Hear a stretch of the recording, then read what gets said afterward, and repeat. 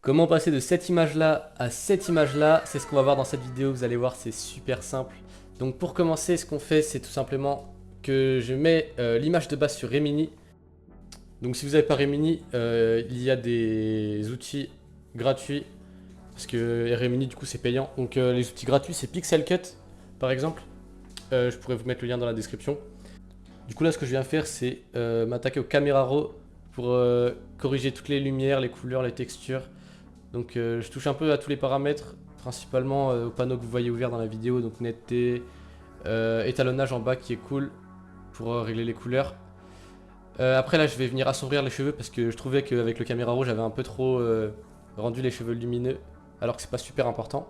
Là j'ai fait le Dodge and Burn, du coup ça permet d'éclairer les zones importantes et d'assombrir les zones moins importantes du visage, ça rajoute du contraste au visage. Et du coup on fait ça avec le pinceau principalement. Ensuite, là, ce que je vais faire, c'est que je vais ajuster les zones que j'ai pas bien éclairées avant. Après, là, ce que je vais faire, là, c'est que je vais rendre le t-shirt plus d'une couleur plus neutre, parce que la couleur, elle était pas incroyable. Et étant donné que le fond, il allait être bleu, je le savais déjà, et bah, le orange était pas top, je trouvais. Du coup, j'ai mis directement avec un calque de teinte de saturation. J'ai mis le masque en noir, j'ai enlevé la saturation, j'ai peint sur le t-shirt et du coup on a ce t-shirt gris au lieu d'orange. Après là ce que je vais faire c'est refaire un autre caméra raw pour ajuster maintenant que le t-shirt est gris et maintenant que j'ai fait le Dodge and Bird pour avoir encore un visage plus parfait qu'au début de la vidéo. Donc là par rapport au début de la vidéo on peut déjà voir une bonne amélioration avec le visage etc. Maintenant la partie qu'on attaque c'est les lights. Du coup j'ai déjà fait un tuto sur une autre vidéo. Je vous laisse aller la voir, je vous la mettrai en description également. Et aussi, je vous mettrai en description la photo de base pour que vous puissiez refaire la miniature, le caméra raw plus les lights de votre côté en même temps. Et je vous mets aussi le PSD si ça vous intéresse, pour que vous puissiez avoir en détail tous les calques, tous les effets, etc. Là, je viens peindre du coup les contours des lights, enfin les contours de son corps avec les lights plutôt durs. Du coup, là, je vais venir corriger un endroit où j'ai peint, parce que je trouvais ça pas incroyable. Du coup, là, je prends l'outil doigt pour faire les espèces de... Bah, comment les lights réagissent sur les t-shirts, tout simplement, et sur les vêtements en général. Là, j'ai pris un pinceau un peu plus soft pour rendre le résultat des lumières un peu plus réaliste et soigné. Parce que juste les contours, en fait, ça se voit pas de loin, donc faut aussi rajouter des lights plus douces, plus soft. Du coup, là, ce que je vais faire, ça va être de peindre sur les joues avec une lumière encore plus soft. Donc pour faire les reflets de la lumière comme si quelqu'un éclairait le personnage par le côté. Après là je vais faire le côté gauche maintenant que j'ai fait le côté droit. Avec du coup les mêmes étapes. J'ai repris le pinceau dur.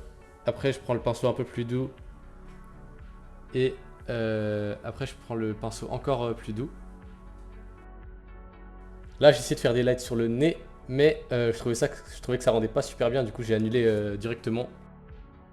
Les lights, c'est super important de s'entraîner parce que vous n'allez pas y arriver directement.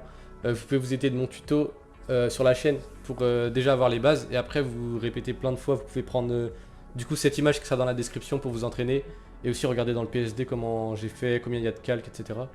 Ça pourra vraiment vous aider pour vous entraîner et vous améliorer. Après là ce que je vais faire c'est que je vais reprendre le pinceau un peu dur pour faire le contour des cheveux.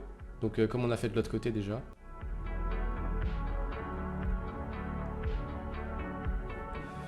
Après, là, je vais encore faire la partie soft sur les cheveux cette fois-ci.